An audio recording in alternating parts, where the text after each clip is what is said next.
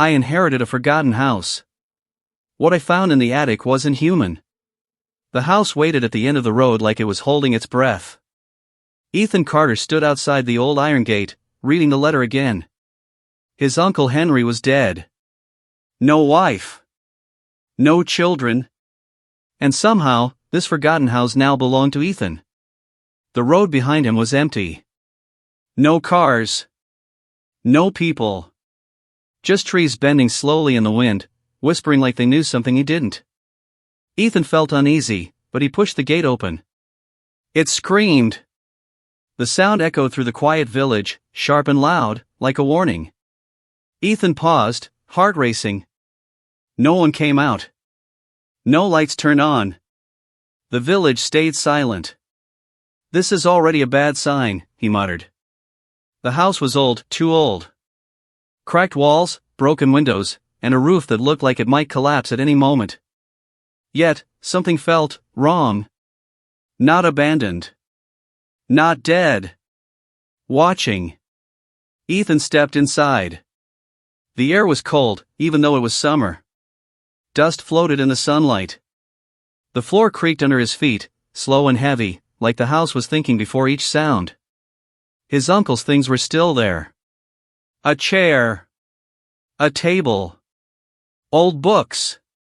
Everything looked frozen in time. Then Ethan noticed the smell. Metal. And something sharp, like electricity. He shook his head. Just stress, he said. But deep inside, he knew it wasn't. The hook begins. That night, Ethan couldn't sleep.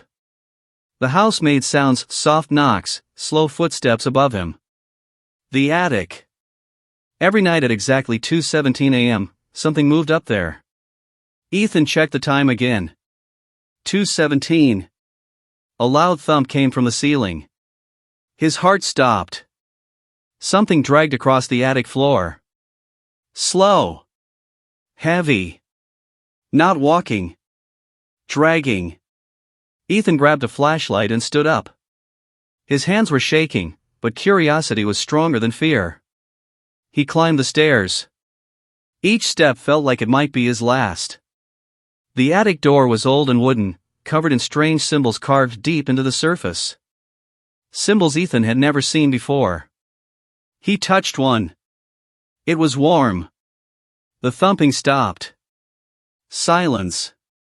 Then a voice spoke, not loud, not soft, but inside his head. You are late. Ethan stumbled back, gasping for air. This isn't real, he whispered. The attic door opened by itself. What lived in the attic? The attic was not dark. It glowed. Blue light filled the space, coming from strange machines, wires, and metal walls that should not exist in a house this old. The air hummed. In the center of the attic stood a glass chamber. Something was inside. It was tall. Too tall. Thin limbs. Smooth gray skin. No hair. No mouth. But it opened its eyes. Bright white. Ethan froze. This isn't human, he said. The creature tilted its head. Correct. The voice again. Inside his mind. Ethan wanted to run. His legs refused to move. What are you? He asked. I am a guardian unit, it replied. Designed to observe, protect, and prepare. Prepare for what? Ethan asked. The machines around them came alive. Screens turned on, showing stars, planets, and Earth from space. For them, the Guardian said. The screen zoomed in on Earth. Red markers appeared. Thousands of them. The truth about humanity. The Guardian spoke calmly. Your species was never meant to survive alone. Ethan felt anger rise. We survived wars. Disease. Extinction. We're still here. The Guardian looked at him. Because of us. The screens changed. Ancient humans appeared, hunters, builders, warriors. Behind them, hidden in shadows, were beings like the Guardian. "We guided your growth," it said. "Your science. Your weapons. Your ideas." Ethan clenched his fists. "So you control us?" "No," the Guardian replied. "We believed in you." Another screen appeared. Alien ships. Massive. Dark. Alive. "They are coming," the Guardian said. "The harvesters." Ethan swallowed. "When?" "Soon." The Guardian stepped out of the chamber. Ethan noticed something strange. The creature was damaged. Cracks in its skin. Sparks beneath. "You're dying," Ethan said. "Yes." "Why tell me all this?" The Guardian's eyes locked onto him. "Because you inherited more than a house." The inheritance. The floor beneath Ethan shifted.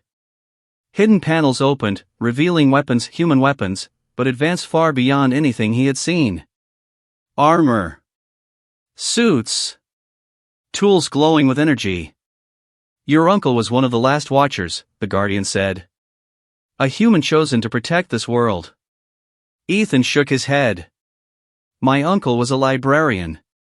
"A perfect cover," the Guardian replied. The Guardian moved closer. "And now, so are you." "No," Ethan said quickly. "I'm not a soldier." The Guardian raised its hand. Images filled Ethan's mind. Cities burning. Human ships fighting in space. Men and women standing together, wearing the armor now lying before him. Humans not running. Humans fighting back. "You are adaptable," the Guardian said. "That is your strength." Ethan dropped to his knees, breathing hard. "You're asking me to fight aliens," he said. "No," the Guardian replied. "I am asking you to lead. The first choice." A loud alarm echoed through the attic. Red lights flashed. The Guardian turned toward the screens. "They have detected this signal." Ethan stood up. "You said they're coming soon." "Soon has changed," the Guardian said. "They are already here." The sky outside turned dark. Not clouds. Ships. Ethan looked at the armor again. He remembered his uncle. Quiet. Kind. Always watching the sky. "You knew," Ethan whispered. The Guardian placed a hand on Ethan's shoulder.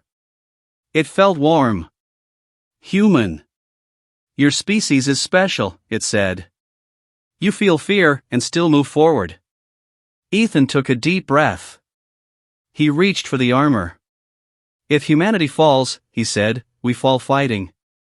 The armor activated instantly, wrapping around him like it was alive. Power surged through his body.